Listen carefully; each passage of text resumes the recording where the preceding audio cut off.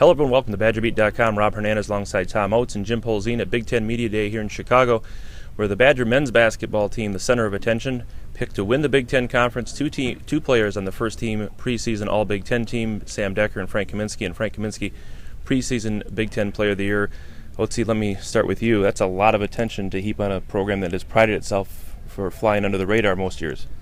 Yeah, I've been coming to these things for a long time, and I've never seen Wisconsin in that kind of position where the tables where the players were at were jam-packed with media, and Bo commanded a lot of media attention. They've been holding this thing for, I think, since the late 80s, I would guess, and Wisconsin's just never been in that position. Now, the question obviously that comes out of that is, how are they going to handle all this? And I do think this is a pretty grounded team. I think Bo's a pretty grounded coach, and that will help them through this. But it's a legitimate question. If anybody tries to blow that off and say that it's not a legitimate question, I would dispute that, because it is. There's a lot of things that can turn your head, and this is one of them. This is maybe the first example, I think, to these guys. Well, Jim, you spend as much time around these guys as anybody. I guess for Badger fans, the refreshing thing to know is the three guys they brought down here haven't changed. They were still fun-loving, and Frank Kaminsky was very much, in some ways, indifferent to all the attention, and but put up with it. I think this team is just goofy enough to be able to handle it, and I say that not a mean way. Frank and Sam are two of the more goofy guys, and they'll admit it. They'll be the first ones to admit it, and that might help in this situation. I mean, they show up to practice every day, and there's NBA scouts in the stands, and that just, it hasn't been that way in the past. There's certainly more NBA scouts, and we'll see how it plays out from here. But I do think that they're able to kind of push it away because they're just having. And Jim, as far as the Big Ten preseason #1 ranking, do you see a big gap between Wisconsin and the rest, or is there a lot of teams nipping at their heels? Yeah, I think so, just based on who you have coming back. Wisconsin's got almost everybody coming back from a Final Four team. The rest of the league, I think 2 through 6, 7, 8, you can kind of clump them all together. Ohio State, Nebraska, Michigan State, Minnesota, Iowa, those are all going to be good teams with a lot of talent, but there was no obvious pick for number 2, and that's why I think Wisconsin was clearly head and shoulders above the rest. And Oatsy, the way that you made your way around the room as they split this thing into 2 sessions, do you see any gap or a large gap between the Badgers and the rest, or do you feel that might be more exaggerated than some people think? Well, I think it's exaggerated a little bit because Wisconsin has fewer unknowns than any other team. If you look at Michigan State, Michigan, Ohio State, these are really good programs that recruit at a really high level, and they're going to be good, but they lost people, and they're going to have some people step up that no one's ever heard of. But you know what? They probably will, because they do every year. And I think Michigan State, Tom Izzo summed it up. He said, hey, he credited Wisconsin with being well ahead of the pack too, and maybe that's a coaching ploy, and maybe it's not. But he said 2 through 10 is a crapshoot here, and I mean, I wouldn't go 2 through 10, but I might go 2 through 8, and right. and with teams that who there's always the team that's going to be what Nebraska was last year, that's picked for the lower half, that comes up. That who's that? Mm-hmm. Is that Minnesota? Is that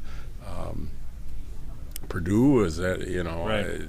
And then there's the 2 newcomers, and Maryland is a program with a terrific history. I don't think it's been real good the last few years, but so I just think there's a great race, but and I think in the long run it's going to be closer than people think, just because, like I said, Nebraska has almost everybody back too, and they were a pretty good team at the end of last year.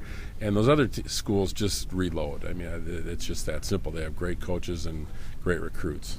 I'll let you guys get on this one. What do the Badgers have to do better to get where they want to go? And I mean, obviously experience is strong, but is there a glaring weakness here that might not be front and center as everybody showers praise on them at this point? I think there's plenty of talent there. I think really, if you look at Nigel Hayes, Bronson Koenig, and Douye Dukan, those guys are all really in their second year as legitimate players. Mm-hmm. As they're 2 of them were freshmen last year, and Douye had never really played major minutes until last season. They're going to take a big step up. And the loss of Ben Brust is going to hurt this team in a lot of ways. But I think they have the means to overcome that. And if those 3 players take a step up, this team could be better than last year. So, I think that it has a chance to be a really good team. It can't splinter.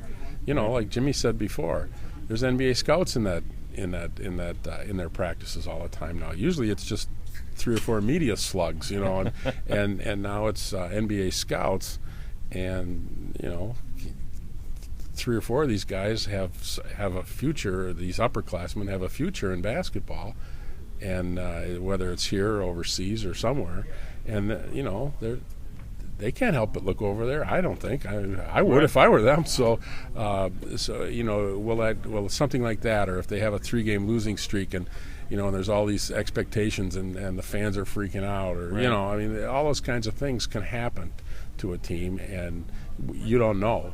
But like I said, I think this is a pretty grounded team. I think these are pretty grounded kids. Jimmy, is it as simple as just replacing the outside shooting Brust, though?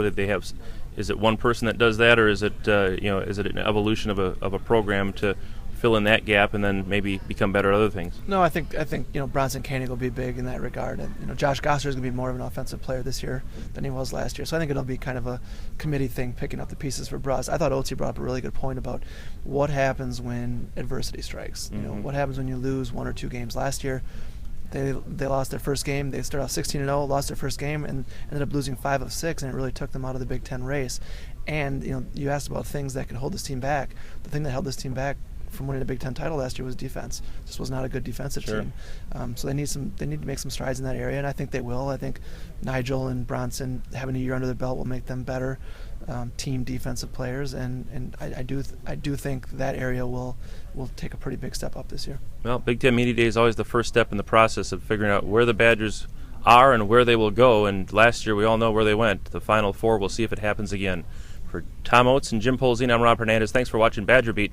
We'll see you as the Big Ten season and the basketball season gets underway.